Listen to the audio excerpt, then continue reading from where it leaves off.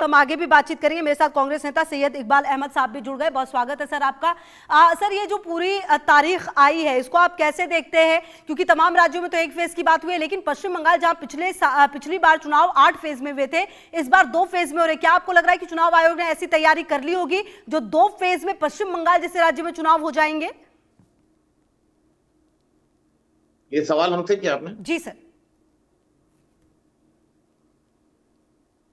देखिए, चुनाव आयोग तो एक तो निष्पक्ष चुनाव कराने की कोशिश करे, क्योंकि ये हमारी मांग है, क्योंकि निष्पक्ष चुनाव हो नहीं पा रहा है। और राहुल जी बार बार इस बात को प्रेस कॉन्फ्रेंस करके भी बात को रखा उन्होंने सबके सामने, जनता के सामने, और लोगों को आगाह भी किया है कि चुनाव आयोग जिस तरीके से बीजेपी की कठपुतली बन के काम कर रहा है, तो वो चीजें नहीं हो तो अच्छा होगा। क्योंकि लोकतंत्र में निष्पक्ष चुनाव होना ये एक एक जनता का अधिकार है, एक एक वोट जनता का अधिकार है, वोट डालना और सही जगह वोट डालना। क्योंकि वोट जब सही जगह पड़ता है तो सही रिजल्ट आता है।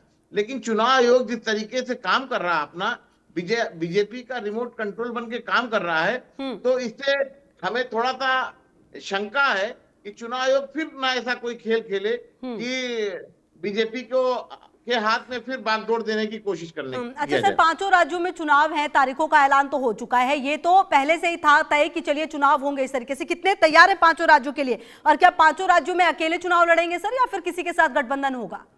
नहीं, कांग्रेस पार्टी तो हर तरह से तैयार है, क्योंकि जनता की लड़ाई कांग्रेस पार्टी लड़ रही है। जनता के बीच राहुल जी खुद जा रहे हैं। उन्होंने ये बात कही कि देश में एक मोहब्बत की दुकान खोली और मोहब्बत का पैगाम पहुंचाने की कोशिश कर रहे हैं। वो जनता की लड़ाई लड़ रहे हैं, मजलूमों की लड़ाई लड़ रहे हैं, किसानों की लड़ाई लड़ रहे हैं, युवाओं को रोजगार नहीं दिया जा रहा है उसकी लड़ाई लड़ रहे हैं, जिस तरीके से भ्रष्टाचार बीजेपी ने चरम सीमा पे कर रखा है उसकी लड़ाई लड़ रहे हैं। तो हम ये लड़ाई सामने लेके जाएंगे जनता के सामने, और हम उसी मुद्दे पे चुनाव लड़ेंगे, लोकल मुद्दे पे चुनाव लड़ेंगे जिस प्रदेश में चुनाव है, और हम अपनी बातों को उनके सामने रखेंगे। सर, मेरा सवाल ये भी था इकबाल अहमद साहब कि आप जो इन 5 राज्यों में चुनाव लड़ेंगे, क्या अकेले चुनाव लड़ेंगे या फिर आपका गठबंधन होगा? बिल्कुल, जहां हमारे गठबंधन के लोग हमसे जुड़े हुए हैं, हम उनके साथ चुनाव लड़ेंगे। जहां हमें अकेला लड़ना है, वहां अकेला चुनाव लड़ेंगे। तो सर, अभी ये क्लियर नहीं हो पाया है कि आप लोग कहां पे साथ में लड़ रहे हैं, कहां पर अलग चुनाव लड़ेंगे? नहीं, बिल्कुल। अभी अभी अभी आपको मैं बताऊं कि केरला में हो, चाहे आसाम हो, चाहे बंगाल हो, तो अभी हमारा 1-2 दिन में सारी चीजें सामने आ जाएंगी। और हमारे बड़े शीर्ष नेतृत्व इस पर बात कर रहा है, मीटिंग चल रही है। 1 से 2 दिन में सारी चीजें क्लियर हो जाएंगी। सर, आपको नहीं लगता लेकिन कि यही चीजें हैं जो कहीं ना कहीं देर हो जाती है इससे? क्योंकि अगर आप जितना देर करेंगे उतनी देर में आप जनता के बीच में पहुंचेंगे, उतनी देर में आपको ये जनता के बीच में मैसेज देने में लगेगा कि आप किसके साथ चुनाव लड़े। आखिर पर जनता के पास भी तो ये क्लियर मैसेज होना चाहिए ना कि उसके पास कौन आ रहा है, किसके साथ आ रहा है लड़ने के लिए। नहीं, हमारी चीजें सब साफ हैं, क्लियर हैं।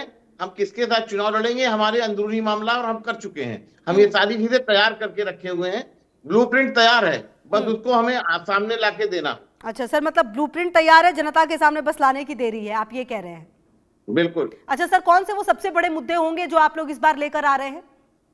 मैं कह रहा हूं कि बेरोजगारी सबसे बड़ा मुद्दा है, किसान बेहाल है उसका सबसे बड़ा मुद्दा है। लोकल, हर प्रदेश में एक लोकल मुद्दा होता है जिस मुद्दे की हम लड़ाई लड़ रहे हैं। तो एक लोकल मुद्दा, और युवाओं को रोजगार न देने का, और जिस तरीके से जहरीले बोल निकल रहे हैं लोगों के, और मोहब्बत को दूर किया जा रहा है, देश को खंड खंड में बांटने की कोशिश की जा रही है बीजेपी के द्वारा, तो उसको एक जोड़ने की कोशिश की जा रही है। और राहुल जी एक मोहब्बत का पैगाम देना चाहते हैं और सबको एक गुलदस्ते में पिरो के रखना चाहते हैं। यही हमारी लड़ाई है। ठीक है, आप सर रहिए हमारे साथ। मेरे सहयोगी रैनिक भी हैं। रैनिक, देखिए, बात हो रही थी इकबाल अहमद साहब से, पश्चिम बंगाल के जो पूरी तमाम चीज़ों को देखा जाए, जिस तरह से पार्टियां जो हैं वो उतरती हैं, ऐसे में अब देखना तो ये है कि कौन सी पार्टी किसके साथ उतरती है। क्योंकि टीएमसी का जिस तरीके का रहा है रवैया, टीएमसी तो किसी के साथ नहीं लड़ेगी, ये बात तो तय है। ऐसे में कांग्रेस और बीजेपी और सबके लिए अपनी अपनी चुनौती है। पश्चिम बंगाल के लिए वो कौन से मुद्दे हैं रैनिक जो इस बार सबसे बड़े उभर कर सामने आएंगे? देखिए, पश्चिम बंगाल में अगर बात किया जाए तो मुद्दा का तो अगर देखा जाए तो इसमें करप्शन का इशू जैसे है, उसी तरीके से अगर देखा जाए तो पश्चिम बंगाल में महिला सुरक्षा नौकरी नहीं मिलना और उसके साथ साथ ही पश्चिम बंगाल छोड़कर लोगों का बाहर चला जाना, ये एक बड़ा मुद्दा होने वाला है।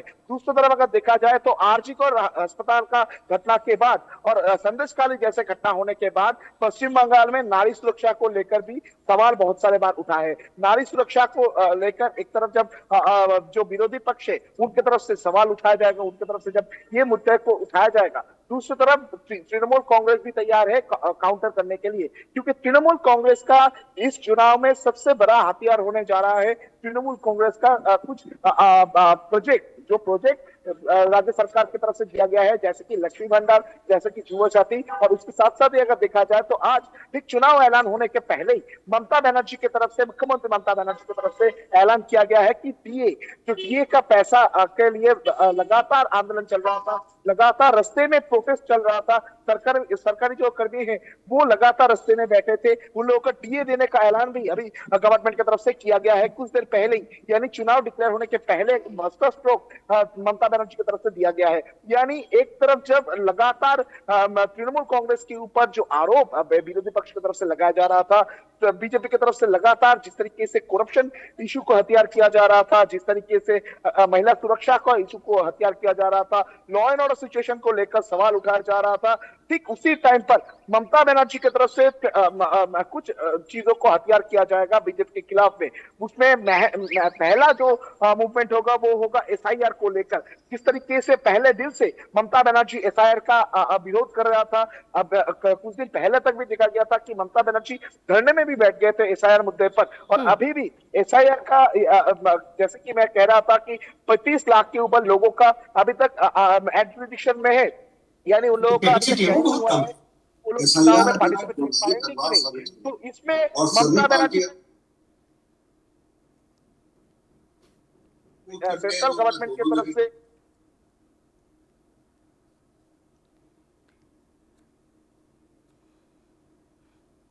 आप जो सवाल कर रहे थे कि कौन से पार्टी के साथ कौन से पार्टी का जोट हो सकता है, तो इसमें एक बात स्पष्ट हो चुका है कि तृणमूल कांग्रेस और बीजेपी दोनों एकदम अलग अलग ही अकेले लड़ाई करेंगे, और 294 सीट नहीं, हाँ उन लोगों का कैंडिडेट रहेगा, तो 294 सीट नहीं ये लोग कॉन्टेस्ट करेंगे।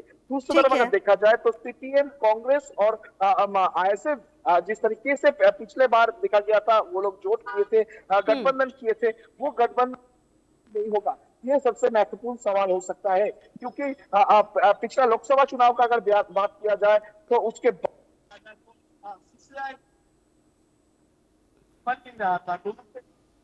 जो बयान मैच नहीं कर रहा था, दोनों सपोर्ट भी,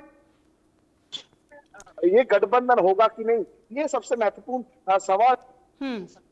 ठीक है, ये सवाल मैंने कई बार पूछा भी है, आप रहिए मेरे साथ। अच्छा इकबाल सर, ये भी एक चीज़ बताइए कि जो एसआईआर को लेकर तमाम बातें कही गई, उसमें चुनाव आयोग की तरफ से ये भी कहा गया कि तमिलनाडु में सबसे ज्यादा फर्जी वोटर्स निकले हैं, इसको लेकर क्या कहेंगे? देखिए, गृह मंत्री जी बार बार इस बात को कह रहे थे, बड़ा जोर दे रहे थे घुसपैठियों के ऊपर। तो जब जब चुनाव जिस प्रदेश में होता है, चाहे झारखंड में हो, चाहे बिहार में हो, चाहे किसी भी राज्य में चुनाव होता था, तो ये कहते थे हम घुसपैठियों को निकाल के फेंक देंगे। और एसआईआर भी इसी को के तहत ये लेके आए थे कि एसआईआर करा के और लोगों को भ्रमित करके उन लोगों का वोट काटने की कोशिश की गई जो बीजेपी को वोट नहीं डालते हैं। तो ये जो दो मुहा वाला खेल खेला गया है, इन लोगों ने जिस तरीके से देश में वोट को काटने और वोट को लोगों से दूर करने की कोशिश की गई, तो एसआईआर कराने का यही मुद्दा था इनका। एसआईआर तो टोटल फर्जी था इनका, और इन्होंने उन्हीं लोगों का वोट काट दिया जो जिस तरीके से ये कहते थे घुसपैठिए, तो घुसपैठिए के नाम पर वोट काटने का काम किया गया। अच्छा, कुल मिलाकर जो एसआईआर है वो सही तरीके से नहीं कराया गया है, इस बात पर आप लोग अभी भी लगातार इसके बारे में आप लोग बोलते रहे। हालांकि जनता कितनी कन्विंस हो पाएगी सर, ये भी तो देखना पड़ेगा ना। बिल्कुल, जनता के बीच हम गए हैं और राहुल जी ने जनता को समझाने की कोशिश भी की और जनता इस बात को समझ रही है।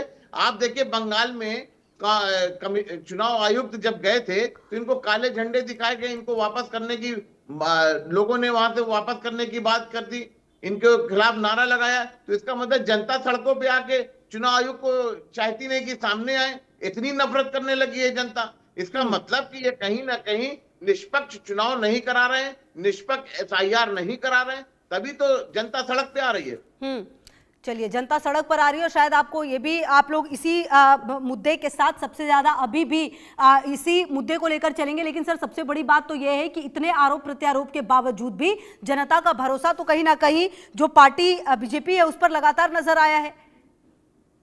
नहीं, नजर जो आ रहा, मैं यही तो कह रहा हूं कि बीजेपी का कठपुतली बनके सीईसी काम ठीक कर है रहा सर, चलिए, आप लोग तो ये जब बात CEC लगातार कहते रहे, लेकिन इसका कितना आप लोग प्रूफ कर पाए ये भी देखना होगा, जनता कितनी कन्विंस हो पाएगी। आप रहिए सर मेरे साथ गौरव मिश्रा जी भी जुड़ गए, बीजेपी लीडर। बहुत स्वागत है गौरव जी आपका। सर, चुनाव की तारीखों का ऐलान हो गया है, इन तारीखों को आप कैसे देखते हैं, कितनी तैयार है बीजेपी? देखिए, बीजेपी पूरी तरीके से तैयार है और चुनाव आयोग जिस तरीके से अभी ज्ञानेश कुमार जी ने अपना प्रेस ब्रीफिंग दिया है, उस तरह से साफ समझ में आ रहा है कि चुनाव आयोग भी पूरी तरह से चुस्त और दुरुस्त है, पूरी तरह से तैयारी है। अब देखना है कि किस तरह से पश्चिम बंगाल में आपने देखा, ममता बनर्जी जी अंतिम समय में घोषणा पे घोषणा किए चली जा रही हैं और लोक लुभावन जनता को किस तरीके से एक प्रकार से प्रलोभन दिया जाए, उस दिशा में उनके कदम दिखाई दे रहे हैं। लेकिन ये सब विफल हो जाएंगे और भारतीय जनता पार्टी की तैयारी, चाहे वो आसाम हो, पश्चिम बंगाल हो, तमिलनाडु में भी हम बेहतर करने जा रहे हैं, यहाँ तक कि केरल में हम अच्छा करने जा रहे हैं। इसलिए हमें पूरा विश्वास है कि हमारी भारतीय जनता पार्टी का संगठन